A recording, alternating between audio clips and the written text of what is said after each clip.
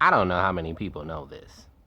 I'm a fan of certain stories in the Bible, but I'm not a fan of the Bible in its entirety because I believe there's a lot of inaccuracies in the Bible and a lot of things they're not telling, which is why they don't have the book of Enoch included in the Bible, which has aliens in it, and things they don't want you to know, things they don't want you to believe.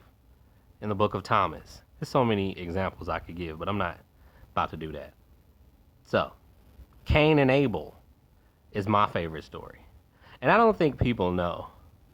When you see the scene in New Jack City and they say, "Am I my brother's keeper?" Then they say, "Yes, I am." That comes from the story of Cain and Abel. Because after Cain had killed Abel, God came and asked him, "Cain, where is Abel?" And Cain was like, "Nigga, that's your motherfucking homie. What you asking me for? Am I my brother's keeper?" So pretty much Cain is the first motherfucker to get smart with God. Like, nigga, you almighty, right? You all knowing. I'm sure you can find him with your powers and your abilities. Which of course eventually God did. He could hear Abel's soul crying from the grave. He knew what Cain had did and he cursed him for it. So it's just, to me, Cain and Abel is one of the most realistic stories in the Bible, since it's so many niggas in this world that hate, black and white. It's just like haters are everywhere. Who in this world can't relate to that kind of story? Now, even if you can't relate to the hate to an extreme to where you think your sibling would try to kill you, you know that that's a realistic story. People can get that angry and get that mad because everything Cain would do, it didn't compare to what Abel would do as far as how God would bless him for his offerings. So yeah, other stories too. I like the Whore of Babylon story.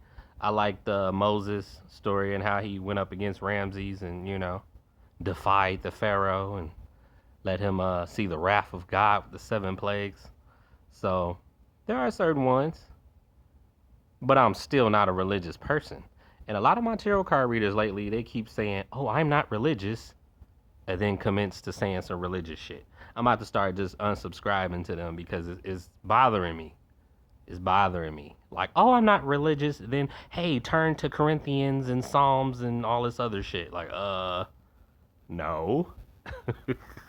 I ain't here for that. Even though I always say I don't want to just watch love readings, I also don't want my tarot card reader acting like a fucking pastor or a deacon or none of that shit.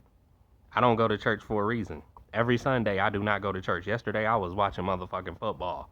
I wasn't in church. So, yeah, I am not here for that on YouTube.